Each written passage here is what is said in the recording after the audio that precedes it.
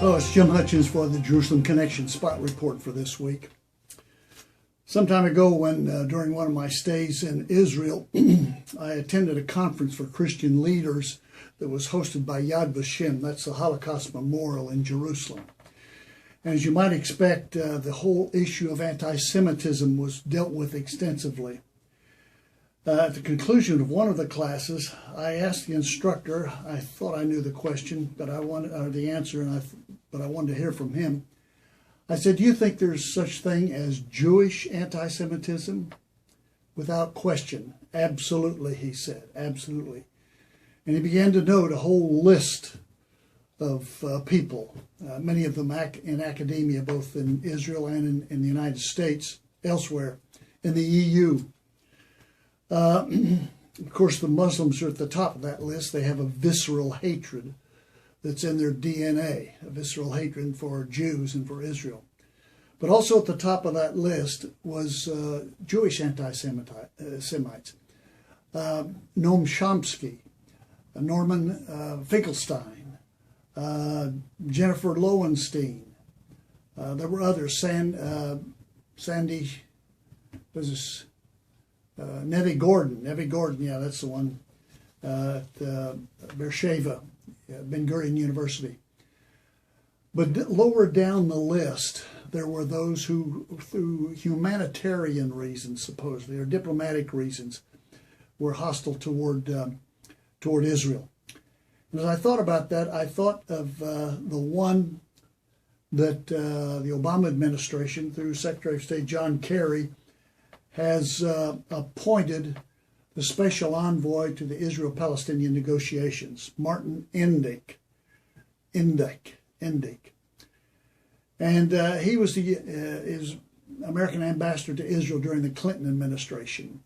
He's the one that's often credited, if you will, for pushing and promoting, adopting the Oslo Accords, which have proven to be a diplomatic, devastating failure of the land for peace notion.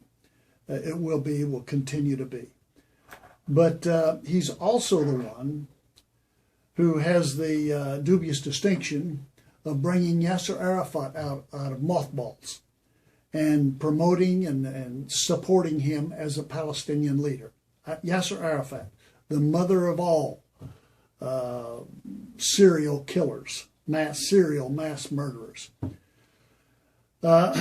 So he's one I think we should watch very carefully as to what he will do in these negotiations. There are those who think, and I'm among them, that we should pray for him, certainly. Let's pray for him. But I'm inclined to pray the way Hosea prayed for his wayward wife. He prayed for her by saying, block her path with thorn bushes, wall her in so she cannot find her way. I'm inclined to pray that way for Martin Indyck as he heads these negotiations. Of all those who are against Israel, I think it's interesting to note from Psalm 83, and there are those, I should say, incidentally, that feel like this is the next event on the prophetic calendar. I don't share that view, but I do share the view of what they're attempting to do. They say, let them destroy them as a nation. Let the name of Israel be no more, Psalm 83. And then something very interesting is said. It says, with one mind they come together against Israel. They form an alliance against you, against God. So this coming against Israel is really an alliance against God. They're inseparably linked together. And then the closing verse of the chapter, Psalm 83 says, cover your faces. He's praying. Asaph is praying in this prayer. He prays, cover their faces with shame, O Yahweh, so that men will seek your name, O Yahweh. May they ever be ashamed. May they be dismayed. May they perish in disgrace.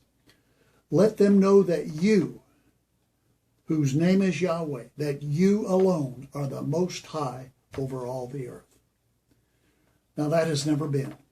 It will be from the setting of the sun to its rise in the east. The name of Yahweh will be exalted, lifted up, praised by all mankind, even those who are opposed. That day is yet to come, but it will come. But in the meantime, we need to watch out for the Martin Indykes, the wolves in sheep's clothing. Till next week, Od ki yavo Shiloh, or until Messiah comes, Yivarecha Yahweh. God bless.